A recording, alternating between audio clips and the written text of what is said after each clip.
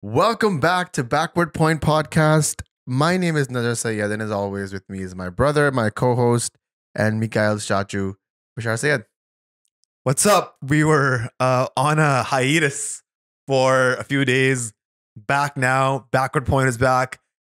I think the break was much needed. We've been sort of nonstop since the Asia Cup, the World Cup. So a break was needed. A little bit of a burnout was being sensed between the two of us because, as always, we do this podcast on. It's not even 1 minute. I already said doo. We do this podcast in love of the game, in love of the fans that we've created, and in love of the community that we've been a part of. And we just wanted to continue that. But in order to do that, we actually needed some time off for ourselves. The World Cup was an insane amount of time. We did like 20 episodes in a span of like 5 weeks. It's like 4 or 5 episodes a week. And I'm just glad to be back, man. I kind of missed this. It's been a while. I haven't really watched a lot of cricket. I haven't really discussed a lot of cricket after that final. And just glad to be back in the zone, back in the grind. I'm excited for what's to come. And I'm happy that, the people stuck around with us because they really wanted us to come back ASAP. But we needed this time off just to regroup. And I think we came back at the right time. There's so much cricket happening, so much cricket going to happen in the next 6 weeks. And then we're literally automatically starting a new cycle, getting geared up for the T20 World Cup that's actually happening in our backyard in New York City here. And it's going to be a fun time all around. What do you think? Absolutely. I think, this break was much needed to have another push. Pakistan is going to Australia. And that's essentially what this podcast is going to be about. It's going to be a squad review that Pakistan announced, that Riaz, the chief selector, announced for the tour of Australia. Always a historic tour that we look forward to as fans. Not because we want them to win or they're going to win, but just to see how competitive they can be.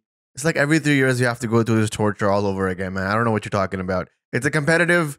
When was the last time an Australia-Pakistan series in Australia was genuinely competitive? I can't remember. The 90s probably? Maybe the 90s.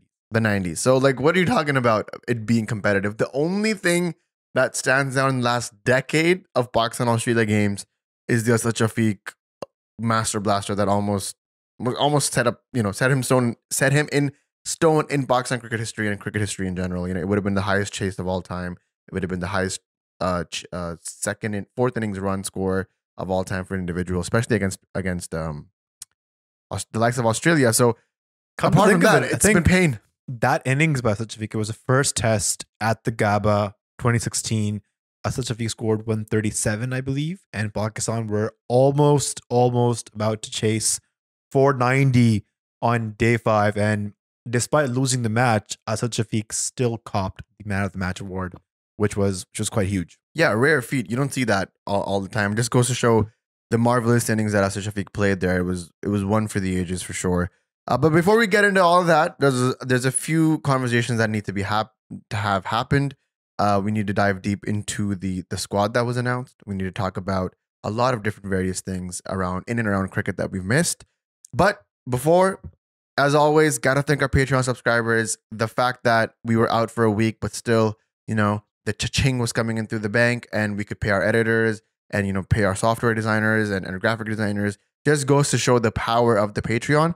And we actually regrouped with everybody in the monthly video call that we have for our Patreon as highest tier members, the super fan members. And it was just nice to see everybody. I totally forgot it was Thanksgiving weekend. So a lot of you guys could not be able to join, but that's okay. We have these every 3 to 4 weeks. So we'll be doing one right before the Australia series kicks off. So if you guys want to be a part of that, click on the link below. If you guys just want to support the podcast, just want to be one of those people that, are are anonymously supporting us, then sign up for our YouTube memberships and our Spotify memberships. We actually have a lot of plans to increase content for those platforms as well. So just keep an eye out on that. And then I'm just going to kick it to you, bro. What do you want to talk about? The floor is yours. I know you had some exciting news to share, and let's just get for it. There's actually a very cool story I wanted to share. Last week, I was on Twitter and just scrolling through my newsfeed, and I saw this picture of Babar holding a crown that was gifted to him by a fan. And I just thought that was a really cool gesture by a fan, going to his house, gifting him a crown to King Babar King Bobsy, King Karlega. Um, so great gesture. And I thought, man, that's so cool. And then we went on our Discord chat and found out the person who made the crown and gifted it to Babar Azam was from our Discord community. Actually, one of a regular commentator on our videos. Her name is Razia. She goes by artists_tree.3 on Instagram. She made a whole video of how she designed the crown. It was her own inspiration and how she made it. The whole process of it took 3 days for her to make it. And then she went to Babar Azam's house, spoke to Babar's dad, Babar's brother, coordinated a time where Babar was going to be home, finally got a hold of Babar Azam and gifted the crown to Babar. And she mentioned how charismatic Babar Azam was, how nice he was, how amazing it was to meet him. He signed a cap for her, took pictures. And I thought it was just a beautiful gesture given the timing of everything. Babar losing the captaincy, a disappointing World Cup performance. So a gesture like that from a fan goes a long way to lifting Babar amongst all the negativity and chaos. Yeah, definitely. And I think that was such a cool thing that we were sort of a part of, just finding it out in our Discord community, and then Razia actually coming on and was like, hey, that's me. And I just felt really proud of the little community that we've created, that we have fans that are interacting with each other and people are having a good time. And then we have these positive things coming out. And I'm not going to take credit of Backward Point and being like, oh, this is because of BP. But it was just nice to know that a person from our community, our fandom, had the artistic image and the integrity to go out and do this for not just for herself, but for all of us who are Pakistan cricket fans and Babar Azam fans. So Razia, shout outs to you. That was an amazing gesture. And, you know, I love the little Backward Point Discord community chat there as well. I was really surprised, but not shocked. I was just genuinely happy that this was a person from our group of friends that we call them. And it was just one of those things where I will cherish it. I don't know about Babar Azam, but it was a good memory for me. Absolutely. I think let's get into the squad that was announced by, sounds weird saying it, but Chief Selector Babar Riaz. Yeah. That's the future. In the future, when Babar retires at 37, 38 is when he gets the Chief Selector. Because that's the legacy that Pakistan Chief cricket. Selector and caretaker sports minister of Punjab. There's no conflict of interest in that, right? No. Not even a little bit. Not at all. Not at all. So the squad goes like this. Shan Masood, captain. By the way, there is no vice captain announced for this team. I think it's a blessing in disguise because every time you announce a vice captain, they never really end up getting the captaincy. Sure. So Shan Masood, Abdullah Shafiq, Imamul Haq, Saim Ayyub, that's sort of our top order. And then we have Babar Azam, Saud Shakil, Salman Al Yaga, Mohammad Rizwan, and Sarfraz Ahmed are two keepers. Fahim Ashraf, Amir Jamal, and Wasim Jr. are fast bowling all-rounders. Hassan Ali, Shaheen Afridi, Khurram Shahzad, Mir Hamza are pacers. And Abrar Ahmed and our boy Nomi uncle, Numan Ali, And as the Messenger. spinners. Yeah. I mean, that is definitely our squad. It's pretty much the same team that played against Sri Lanka. Same squad. I think the only big addition is Saim Ayyub coming in. And it's funny because last podcast, we were talking about how Saim should be integrated within the Pakistan team for all formats. Identify him as the future of Pakistan cricket. As someone who can serve the next 10 to 15 years. And for Saim to be in the team, I love the addition, but it came at a cost of Muhammad Herrera being taken out of the team. He was part of the last squad that was announced for Sri Lanka. He even went to Sri Lanka. Unlucky to not get a game, but he's been one of the top performers of the Kajasam Trophy the past 3 years. One of the top run scorers, 57 average, 8 centuries, and a high score of 311 at the age of just 21 years old. I have a question. Is Mohammad Herrera the nephew of Shoaib Malik, or is that Tayyib Tahir? He is the nephew of Shoaib Malik. And actually, funnily enough, they were batting together in one of the games of the National T20 Cup. Yeah, I saw for that. Sialkot.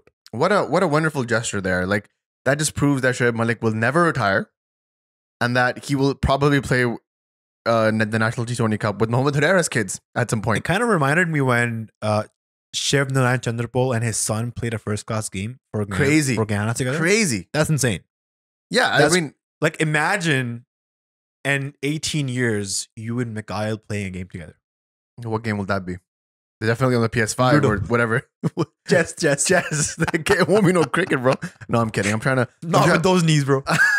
Yo, how dare you attack my knees? Just because you get one injury, the guy starts attacking you.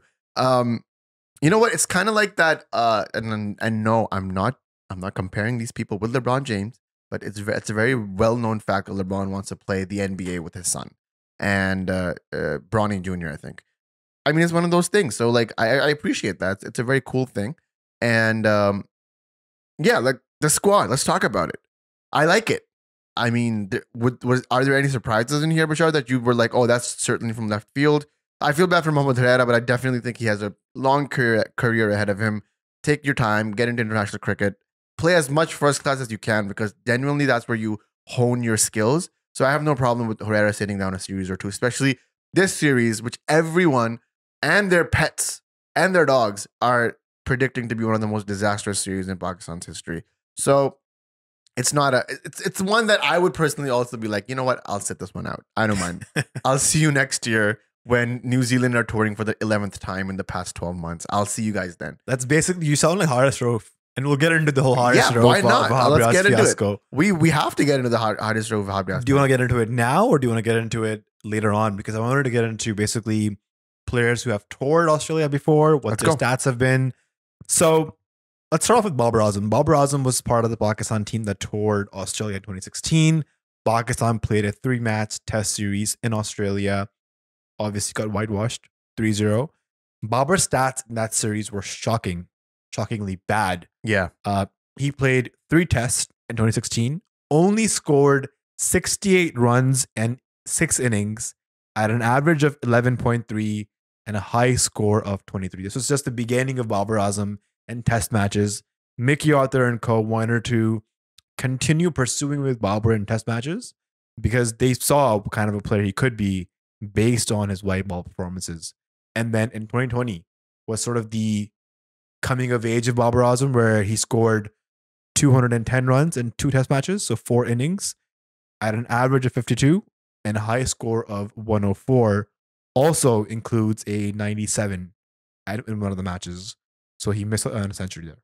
Yeah, that's great. I mean, that's Babar at his finest. Babar's coming of age in test matches genuinely came in that South Africa series where he just started smashing Stain for 4s. And Stain had no idea what to do with him. And all Babar was doing was playing with soft hands down the corridor and cover his area, third man. That's all he did. And that's when his coming of age was finally solidified, in my opinion, where people started taking him seriously in red ball cricket. But before that, he was genuinely struggling. And there's a lot of faults of the Mickey Arthur and co administration in Pakistan cricket. But you got to give him credit, back him up when he can. This was a good call. He persisted with Babar. He wanted to make sure that Babar stands out in red ball cricket and white ball cricket. And, you know, he does. I mean, his stats definitely show. His red ball cricket stats are still not up to the mark, but that's because the first couple of years were really dodgy for him. And then it took him a while to really find his own stride. But this is one person, again, I'm going to be honest now, like in retrospectively thinking about it, I was genuinely a bit scared about Babar Azam in the Asia Cup and the World Cup just because of the captaincy burden. I know he keeps saying that there was no pressure on my shoulders. I felt very at ease and very peaceful. And his numbers were actually increased in the time when he was captain. But still, I was a bit hesitant in saying that Babar would go out and score runs. Like Gautam Gambhir was really confident about that. But I genuinely think now, with everything that's happened in the past 6 to 7 weeks, I would not be surprised if Babar scores a big century at either the Gabba or the MCG, just to prove a point to the naysayers, to the haters, and to himself. Because it's been a while since we've seen a mega Babar Azam century. And I'm not talking about the one in Nepal. I'm talking like a genuinely good century against a good team. I think it was like May or April when he scored a century against New Zealand. But it's been a while since then. So, you know, high time. It's the biggest of stages. The way that Babar's cricket is, he likes playing the ball on the up. The ball bounces a lot on Australian pitches. He's actually one of those few batsmen that's not scared of the higher bounce balls, the balls that are coming at his chest height and that are swinging away. He takes his time. I suspect that Babar is going to score big in this 3-match series. It would be great if he scores big in the MCG on the Boxing Day test. That's one of the most iconic tests that a cricketer is able to play. And I back Babar to do good in this series. What do you think? I think I agree with you because the last tour that happened, you could see Babar's intent just in the practice match. The sun off of his HS bat was just different. And the People way say HS Babar was different. people do say that. That Also, the Stray helmet, he looked different in that helmet. Yeah, the HS Babar Shrey helmet versus the Grey Nichols, from top to bottom. The different Babar, different eras. Different era, for sure. I think it marks a transition in Babar's career from starting from mids to HS to now Grey Nichols. It's the best company you can be with in terms of cricketing equipment and apparel. Grey Nichols, if you want to sponsor us, you know where to find us. Yes. Wanted to get that out. DM. So, yeah, Babar to score a century was sort of a statement that, look, he's not Zimbabwe. He can score 100 against Cummins, Stark, Hazelwood, Nathan Lyon. And we expect the same thing from him in this series. And it seems like ever since Babar resigned from captaincy, a huge burden has been lifted off of his shoulders. Do you feel that? I can feel it from his posts on Instagram, the way he is just seemingly more happy at events and weddings. You're talking about the golf post as well? I am. He's relaxing, he's unwinding, and you can tell a lot by a man's Instagram stories and posts. And it seems like Babar is just, he's working on himself post breakup. Genuinely, he's taking some me time, listening to some Jordan Peterson, just trying to find his way, and he's gonna score big in the Australia series. I believe that. We expect nothing less from Babar. And the next person is someone who has a huge question mark on his own place in the team, but he's been now announced as the captain, none other than Shan Masood. He toured in 2020, 2 test matches, 4 innings, 156 runs, average of 39. Not bad. Pretty decent for an opener, considering you're facing like Hazelwood and Stark with the new ball on bouncy pitches on day one, but there's some grass on the pitch. Now, correct me if I'm wrong. This was the time when Shan Musu decided to play baseball, right? He was trying to hit everything for 4 and run a ball. This was more recent. So he started playing with the higher strike rate. I would say starting last year. Okay. And so he was still year. playing his traditional cricket when he was playing this series. Correct. That's correct. Yes. So it's not bad. 150, high score of 68. It's not bad, but I think it's going to be challenging for him. This series, he's just announced that he's not going to be opening. He's going to be playing at number 3. And Imam and Shafiq will be opening the innings. So likely Saim Ayub will be on the bench. Do you think Saim will get any games? Well, depending on how bad Imam flops, which I wish him the best, but if you can't play short balls in India, you best believe you can play in Australia. What do you think is going to happen if Imam scores a century in one of these test matches? I would love to come on this podcast and just praise him. It seems tough. Imam was also part of the tour last time they went to Australia. He played 1 test match, 2 innings, scored 2 runs, and averages 1. Why did you put the average there? I don't Quick understand. maths, bro. Come on. Okay. All right. Yeah. Well, Imam's got definitely a hill to climb. I would. Do you think we've seen the last of Imam in white ball cricket?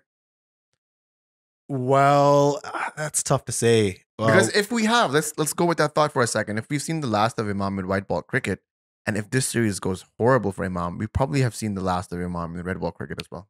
I'd be surprised if he continues after. Well, he has a lot of performances behind him to just be sidelined altogether. But I will say there is competition behind him. There's Abdullah Shafiq, there's Saim Ayub coming up. So unless Imam steps up his game, his strike rate, I have no doubts in saying that we might have seen the end of Imam ul-Haq. A decent era, I would say. But this series sort of define where he wants to go because he's not part of the T20 setup and we don't have any ODIs until next year. I think the next 12, 13 months. We should also move away from Imam for the next ODIs. If the Champions Trophy is happening in Pakistan in 2025, I would rather see an Abdullah Shafiq and Saim Ayub open or even a Saim Ayub and a Fakhar Zaman open or, one of those 2 combinations as opposed to consistently keeping up with Imam. I think it's time to start a new era in Pakistan opening. And Saim Ayub is the reckoning. I mean, are we even shying away from the fact that we have a major Saim Ayub agenda on this podcast? Like, we love the kid. He's from Karachi. He's from Johor. We're from Johor in Karachi. And genuinely, not only that, but we're happy to back that agenda because he's one of those players that is a defining talent. He is one of those Babar Azams, the Shaheen Afridis, the Mohammad Harises of the modern era, where you want to invest as much as you can in this guy because he will deliver, if not in the next couple of years, then indefinitely in the future. Exactly. Like what I said before is you need to identify Saim as a talent who can serve Pakistan cricket the next 10 to 15 years. He's just 21 years old. So groom him, guide him, improve his game, and you will see the fruits of that labor, that investment from Saim in the next coming years, because he's somebody who relies on proper cricketing shots, but also plays very aggressively. He plays 360, good pull shot, good cut shot. So if he does get a game in Australia, I reckon he's going to do good. I agree. Who else do you have spotlighted here? Sarfaraz Ahmed. Ooh. Actually the most experienced guy going to this tour. I didn't even know this until I was researching, but Sarfaraz was part of the team that toured in 2010, 2016, and now this tour that's going to Australia. So this will be his third test series tour. He's played 4 tests. He's amounted 232 runs at an average of 39 with 250s, high score of 72, and his strike rate is 74. So he relies on playing attacking, aggressive cricket. And with the performances that he's put the past few series, I think Sarfaraz will play ahead of Mohammad Rizwan, even though I feel that there should be a playing 11 where they can both fit, because Rizwan also had a great series of Australia last time. Rizwan scored 177 runs in 2 test matches, 4 innings, average of 44, 150, and high score of 95. So he missed out on a century in one of the games. I think he guided the short ball onto third man. He got caught out, and it was an innings where he deserved a century. So because he has that experience of playing in Australia, maybe try to fit in Sarfaraz and Rizwan in the same playing 11. No, I think Sarfaraz will definitely play over Rizwan if that's the way they go, if they want to play one keeper. Because I heard Shaheen Masood in the press conference talking about how Sarfaraz was in the plans even in the Sri Lanka series. And you know what? Sarfaraz, lovely guy, wholesome guy. He's just a delight to see him in the whites. And we were actually at the game. You were actually at the game. The Sarfaraz scored a century against New Zealand in Karachi. I was there. And why not? I would love to see Sarfaraz come back. I love this little peak that he's riding near the end of his career. I think he's going to go out with a big finish, and lovely to see it. He plays aggressive cricket. The strike rate of 74 indicates that he's in there to mean business, and I'm all for it. Yeah, Taffy, love you, man. Take care. Shaheen Afridi also toured Australia, and our bowling attack is actually the one that looks the most delicate going into Australia tour. Shaheen played 2 test matches, only took 5 wickets, average of 37, and best bowling innings was 3 for 88. So he's definitely struggled in Australia, and he's going again to this series without having any reliable bowling partners. Last time he was bowling with Naseem Shah. I think Mohammad Abbas played a game. Imran Khan Sr. played a game. And Pakistan just got smashed all over the place. And I expect nothing less this series. It is the last of David Warner, and I'm sure he wants to go out with an absolute banger. I think Kawish from our Patreon mentioned that we might even see him score 400 or more. I mean, why not, right? Why not? So that just leads us to some new additions to the Pakistan team. Khurram Shahzad was the best bowler of the Qaid Azam Trophy, has been added. I saw his bowling. His action reminds me a lot of Dale Steyn, and he's had some good performances in the PSL as well. He played for Quetta one season, and then for Peshawar Salmi. Has good pace, around 140, can bowl good line, good length, disciplined bowling, which you need in Australia, and just good temperament, man. I think Khurram Shahzad is going to be a good addition to the Pakistan team. The only thing that bothers me about Khurram Shahzad, and it's literally has nothing to do with his game, and this is just me as a person, his name reminds me of the 2 worst things that ever happened to Pakistan cricket, Khurram Manzoor and Ahmed Shahzad. And that's no hit on the guy. Like, I'm pretty sure Khurram Shahzad is probably an amazing bowler. His feat of being the best bowler in like dead Pakistani pitches is crazy. I respects to Khurram and Shahzad. or same person, right? Khurram Shahzad. But the fact that that's his name, it just gives me a lot of anxiety whenever I see that. Whenever I see it on that 11 calling sheet. But I'll have to get over it. I hope he does well. The second bowler that I'm actually genuinely excited to see is Mir Hamza.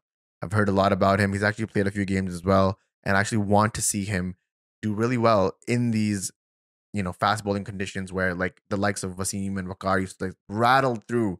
And this is a great time for these bowlers to actually step up and show that they are capable, because we always hear about domestic being respected, first class being respected.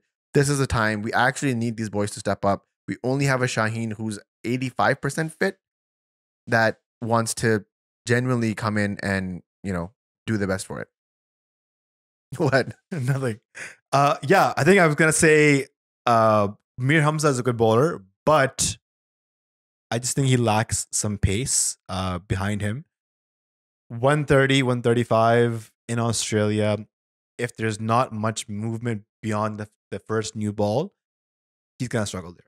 And that's been sort of the issue that I have with Mir Hamza, is that I've been seeing him bowl for the past like 5 years, and his pace hasn't gone up from 130 to 135. Like he still bowls around about 130 in his first spell, 125 in the second spell, which is worrisome because that's the reason why Mohammad Abbas was taken out of the team.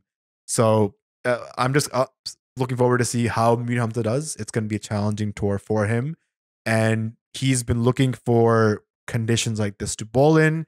He's typically a good bowler in the English conditions. He plays for Sussex County and has been having great seasons with them. So that's sort of the seeming swinging conditions he's looking for. The Duke's ball, overcast conditions. He can just swap it around, in swing, out swing. But this is going to be a real challenge for him and all the other bowlers. I have a controversial question. Where is Mohammad Abbas? Mohammad Abbas has been dropped. And Why? I think rightfully so. Oh, really? Hot yes. So the problem with Mohammad Abbas is that his pace in the first spell is 130. His pace second spell is 125. And by the end of the day, he's bowling 120. And Mohammad Rizwan is basically keeping close to the wicket, which is embarrassing for a Pakistani fast bowler. And also at that pace, what he does is just bowls good line length, dries up runs, and hasn't lately been taking wickets. You need to take wickets to win matches in Test cricket. If you don't take 20 wickets a match, you're going to lose the match. So you need somebody who can take wickets, who has some pace, who can bowl reverse swing, who can bowl some short stuff. And Abbas just lacks in that area. He's a great bowler in the English conditions. Also, I think he plays for Hampshire. Yeah. And also had a great season there. But again, take them outside of the English conditions, the Duke's ball, and they're sort of above average bowlers. Okay, so there's no agenda against Mohammad Abbas. Is that what you're saying? No. Okay, just wanted to know. Heard some chatter on the interwebs, and I genuinely did not know where he was. He's been given a couple of interviews recently of how he's been ignored and there's no communication with him. But I think Wahab Riaz has been pretty clear that Pakistan was looking for some bowlers who had some more pace. And Abbas has played a game in Australia, got smacked all over the place, and that's sort of why they've overlooked him. So with the new bowlers that are coming in, Khurram Shahzad, Mir Hamza, we haven't really spoken about the all-rounders, but Amir Jamal, very excited to see him. His over against England in that T20 game in, was it Karachi, I believe? Lahore, I think. Yeah, the Pakistan series where England was touring in for 5 T20s. Amazing. Just on that basis, he should have been a regular in that squad. The kind of composure he had, kind of, mental fortitude that you need to bowl an over like that. Genuinely impressed. I was really upset that I didn't see him after that for a very long time, but I'm glad that he's making the rounds again in the whites, and hopefully I'll see him in the colored shirts soon as well. Amir Jamal is one that I'm actually genuinely excited to see, and I hope he gets a couple of games at least in this series. If for nothing, just for exposure. I think he'll be a good fit. Likewise, I think I agree with you. And just while I speak on Amir Jamal, could you just go on Patreon just to see the comments of this post? Yeah. It's just the thoughts on the Pakistan squad, right? Yes. There's only a few comments here. Out for some reason. No worries, bro. But yeah, Amir Jamal is a good addition because I've been wanting to see him in the Pakistan team. No fast bowling all-rounder has been given as many opportunities as Fahim Ashraf. And I think that's unfair to all the other all-rounders like an Amir Jamal, like Amr Jameen, like Ahmad Butt, even maybe Hussain Tat. put them in that bracket. So for Amr Jamal to be in the team now, he's been having a couple of good seasons in the Kazim Trophy. I want to see him play more matches just so I can make a judgment if this guy belongs to this level or not. Because right now there's mystery around him. Is he good enough? Is he good for the test arena? He's part of the last squad for Sri Lanka, but never got a match. Fahim Ashraf somehow keeps coming back into the team and doesn't perform. You know why it is? Because in the GT20, when we were interviewing all the players at the lobby, this is an inside scoop, guys, so hold your horses for this one. In the lobby, there was Fahim Rana Ashraf, there was Ahmed Bashar Sayed, and they locked eyes, and they shook hands, and Ahmed Bashar Sayed told to Fahim Rana Ashraf, good luck. I await your comeback. And he said that as Fahim Rana Ashraf was boarding his flight towards Pearson, and he took that to heart, guys. After that, he goes to the Sri Lanka series. He's back in the Australia series. It's over. Yo, this guy right here. Same moment, minutes before that, we also saw Zaman Khan. Yes, we did. And we met Zaman Khan. And then after that, he got called randomly to the Asia Cup in Sri Lanka. And then we also met Fazil Haq Farooqi. Yes. As he was walking out. Wow, you said his name right. Yeah, I got a lot of people commenting. You keep saying Fazil Haq. Who is that? He's the next star of Afghani cricket, bro. What are you talking about? But yeah, we saw all three of them in the span of 5 minutes. And Bashar also shook Fazil Haq Farooqi's hand. And we know what happened. The outside edge. But the funniest thing for me is when you met Aqib Javed. Aqib Javed was, okay, this is off topic, but Aqib Javed was like wearing very short shorts. He was wearing a tank top. And he had food in his hand. He had I think he ordered like takeout food. Yeah. So he had food in both of his hands. And he walked in and you tried to shake his hands. But because his hands were occupied, you shook his elbow. I shook his elbow. I did this. I did this right here. And Aqib was like... Bro, that guy is the star of the 92 World Cup. I will not hear He's a World Cup winner. Any slander against Aqib Javed. He has more World Cups than I will shake both his elbows if it needs to be done. Okay, for the job to be done. I don't mind. But I'll stop at elbows, guys. Don't get your man out of the gutter. But yeah, genuinely. So Fahim Rana Ashraf, you keep saying where he's coming back. You got the answer, guys. It's me. I'm the problem. You're the problem, as Hiroso said. But listen to this. Taimur says, with Naseem, Hasnain, and Ehsanullah still unfit, I think this is the best bowling lineup we have. I agree with him, but just for a second, alternate universe take. Naseem, Hasnain, Ehsanullah, and Shaheen. We took all four of them. What do you think about that? I think maybe in that scenario, maybe even Haris Rauf would be like, yo, I'm down, yo. Let's go. Yeah. Yeah. Right? Like imagine, because Shaheen and Naseem have toured before. To Australia. And they've done well. Now they're sort of in their coming of age, in their prime. So it would have been a great bowling attack if Shaheen and Naseem were fit. And maybe you fit in Hassan Ali in there. Maybe Haris Rauf comes in and agrees. That would have been a good bowling attack to see. But yeah, with Naseem just still rolling his shoulders, Hasnain doing his rehab, Ehsanullah making TikToks. It's not looking good. Naseem was also signed as the goalkeeper for Manchester United, or is that just a rumor? You know, I don't know. You saw the post. Collaborated post? Yeah. Yeah, but my Man U boys struggling out there. They know what's going on. I think he also went to see a Chelsea game. Yeah, and they also gave him a. What is he just on like Premier League tour? He's on tour. Yeah, why not? Why not? He's living his best life. We have the next fast bowling all-rounder who is your favorite bowler of all time in history of cricket, Wasim Jr. My boy. Yo, how many apologies am I gonna do? He looks like he's the fastest bowler in this whole bowling lineup. Yeah, I was just gonna ask Khurram Shahzad, Mir Hamza, and Amir Jamal. Amir Jamal bowls 140s. He bowls 140, yeah. And what about the other two, Mir Hamza and Khurram? Mir Hamza is like 130, 135. Khurram Shahzad like 135, 140. Wasim Jr. on his day, 140. Yeah, 145. 145, maybe. Yeah. So he's sort of like a quickest bowler there. Because Shaheen, as we know, post-injury, has not been at his best when it comes to bowling at good speeds. And with respect to bowling long spells, we may not see him bowl at 140, 145 as he used to. Yeah, and that's fine. As long as he hits the deck hard and he hits the right areas, I don't mind if he's bowling at the high 130s. Shaheen is just, one of those bowlers that he knows how to swing the ball in and out. Just needs to hit the right areas, needs to find his length back, and it's game over. Now, I want to get into the whole controversy, I don't know, yes. with Haris Rauf. this episode is chaptered. So if you've made it here, you're here for the spice.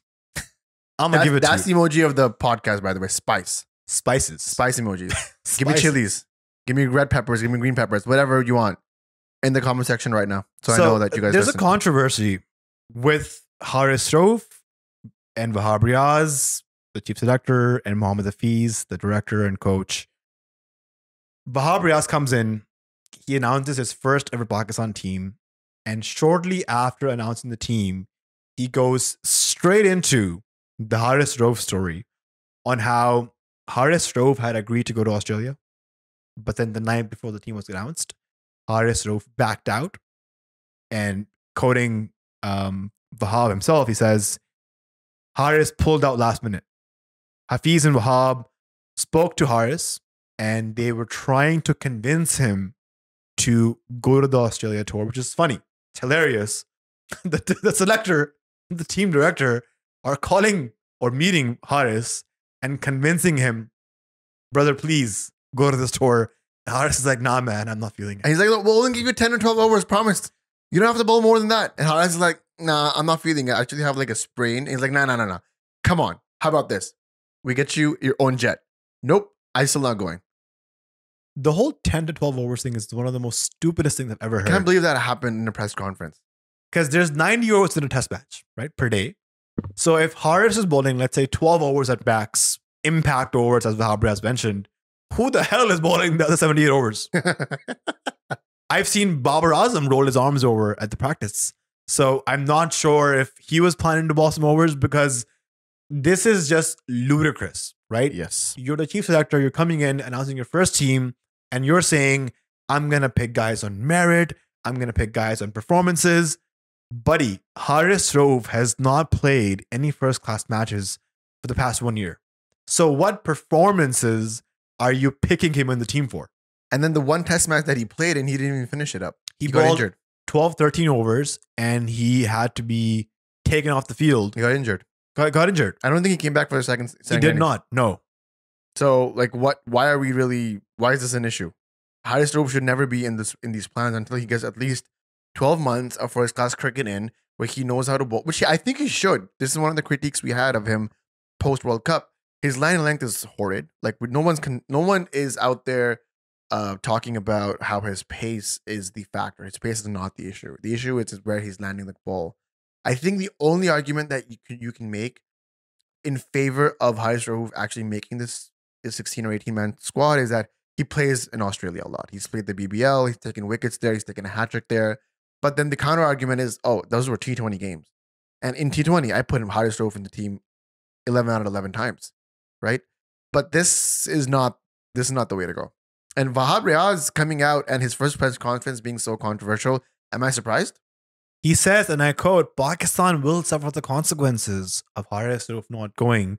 And this is coming from Wahab, who himself retired before the last Australia series. And it was funny because the bowling coach at the time, Waqar Yunus Vicky Bhai, came on the press and mentioned that Muhammad Amir and Wahab Riaz not going on this tour or retiring from test matches is going to be the reason why we lose. So it's sort of like they're looking for excuses even before going to Australia, which is, to me, shameful. It's very like deja vu moment. Like Rauf not going will Pakistan will suffer the consequences of that? Really?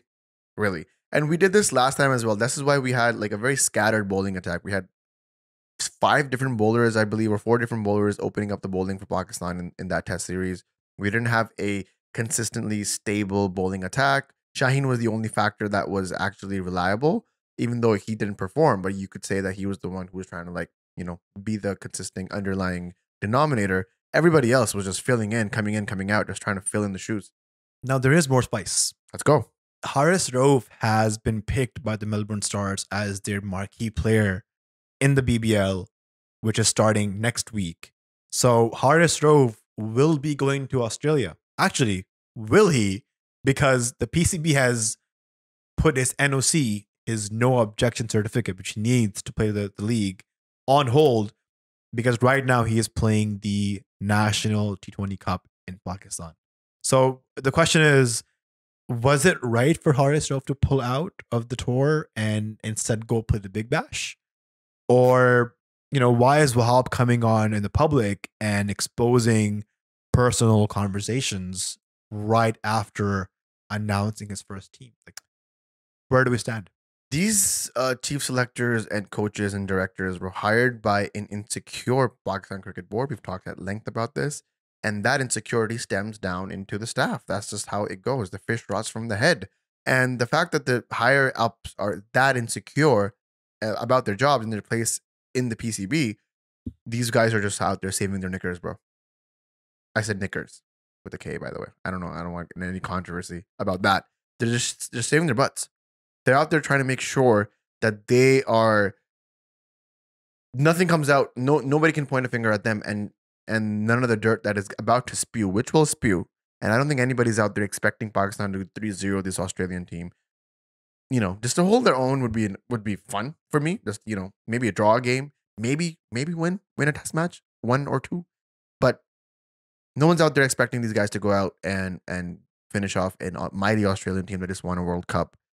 And for them to be that insecure to throw their marquee bowler under the bus like that just shows where the mindset and the psychology of this board is. And Pakistan's future, it just seems like it's going to be, again, built on cracked foundations. And this is what it is. You mentioned deja vu earlier of Wahab Riaz mentioning how Haris Rauf is going to be the reason why they lose the Australia series, because that was deja vu for Waqar Younis in the last tour, mentioning how Wahab Riaz and Mohammad Abbas retiring from test matches before that tour was going to be the reason why they lose that series. It's also deja vu because post 2019 World Cup, the PCB brought in a guy from Faisalabad, Misbah ul Haq, as the team coach, batting consultant, and selector. And now, post this ODI World Cup, they've brought in another guy from Faisalabad, Mohammad Hafeez, as the team director and consultant. And both of those guys have never had any experiences managing anything or coaching any team. So it's just the Pakistan Cricket Board repeating the same mistakes over and over again. And Pakistan being a one nation, one sporting nation country, it hurts the fans and hurts us as well. Genuinely, I actually like the way that Mohammad Yusuf is going about the whole coaching stint. He was the Pakistan batting coach, and then now he's the head coach of the under-19 team. And I believe that's the way you should go. There should be a clause in one of these constitutions of the PCB where if the head coach has not at least spearheaded a national under-19 coach, then he should not be the coach of the head of the national team. There should be some sort of Prerequisite. criteria, prerequisite where you come out. Like I was recently watching Chak De India, and the only criteria that what was his name, Zakir Khan or Kabir whatever, Khan? Kabir Khan, the only criteria that he had was that he had played national men's hockey once before, and then that's why he was the coach of the women's team, a job that nobody really wanted. Now, the Pakistan cricket team is not that, and it's not the Indian hockey women's team. It's actually a well-funded, well-organized, quote-unquote well-organized institution. And the fact that the parallels between those two stories are so similar should be a wake-up call for all Pakistani cricket fans, knowing that this won't end the way that movie ended, but the opposite, because you actually have to select people on merit. I was all for selecting a no-name coach that actually coaches in the NCA, because I'm pretty sure he's had more experience knowing defects and game planning and strategy than Mohammad Hafeez would. I'm not no shot at Hafeez. Hafeez has been an asset for Pakistan cricket. His contributions in the Champions Trophy 2017 are immense. But what do I believe him as a coach, as a director? I'm not sure. Actually, Misbah's appointment was a little bit more understood. Doesn't he have a master's? He has an MBA. He doesn't have any. Yeah, so MBA teaches you your organizational skills. It teaches you people management.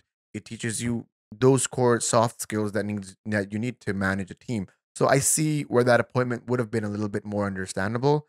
This is just complete left field for me. And then you come out and you have these sort of press conferences from underdeveloped chief selectors. Conflict of interest is major with Wahab Riaz right now. So it's just like scandal upon scandal. And then you also see the squad, the staff that's going over. That's a squad of its own. That's a whole other squad. That deserves a whole different podcast. It was announced as a squad. It's Genuinely. crazy. It's crazy. So like that itself is problematic as well. So, you know, the nitty gritty is as soon as you start breaking the fabric of Pakistan cricket, it just all rips apart. And it's sad. But this Harish Rauf controversy just reminds you that nothing has really changed. Before it was Babar, now it's Harish. Tomorrow it's going to be somebody else. So you just got to sort of put the blinders on if you're a Pakistan cricket fan and just support the team for who the 11 are playing on the field and just hope that they do the best because, you know, the people in the behind the scenes are trying their best to save their seats before saving Pakistan cricket. So it's tough. The last time Pakistan beat Australia in a test match, I wasn't born. You weren't born. It was 1995. So we are yet to see Pakistan win a test match in Australia in our lifetimes. How did Imran Khan's team in the 80s do against Australia? I'm going to look that up. I'm actually drafting an episode of how Pakistan has done historically in Australia. Yep. The games we've won, we've only won 5 matches in our whole cricketing history in Australia. Dang. Test matches. So it's in the works. It's probably going to be dropping the next few days or weeks. So stay tuned for that. And the emoji of the day, as mentioned before, is spices. Spice me up. As the Drop spice 2 of them. Yeah, whatever ones you want. Let's keep it up. I think Michelle, this is a good place to end it. Is there anything else you want to touch upon that we've missed out? Probably. I think we've hit every point. Did we get the Patreon comments? Yeah, the Patreon comments were mostly people going in like that. We were talking about with not Naseem and Hasnan are not still unfit. This is probably the best bowling attack that we have. Gavish talked about the 400 that Warner will probably score in one innings, and they're mostly just people on our Patreon are trying to like relieve themselves of the burden of being Pakistan cricket fans. So respect that, and you too can be a part of that relieving aspect of Pakistan cricket if you join the Patreon and help the podcast, help keep the lights on, as I say it. It's also become a meme of me saying that. You know that I should probably find a new catchphrase to allure people to pay us to keep. We also have the podcast going. Spotify Wrapped out, and you always mention that Spotify. What kind of gang you mentioned? Spotify gang. Deadly, silent but deadly. Silent but deadly. Yes, People have been listening on Spotify because we were out for the last week, and I still saw the numbers keep going up and up. And you gotta many of respect you that. messaged us showing that we were the top podcast you listened to on your Spotify Wrap. So thank you, shout outs, and respects. Totally. And thank you very much for tuning in for this episode. We're back with a bang, and we will be launching more episodes. There's a lot of little mini series that we want to do before the Australia series, during the Australia series, and the roundup to the T20 World Cup next summer. So it's a great time to subscribe and to like and to be a part of this community. Stick with us because we're here sticking with you. My name is Najjar Sayed, and I'm signing off for this podcast, bro. This is Bashar signing off. So take care and have a good one. Cheers. Drive safe.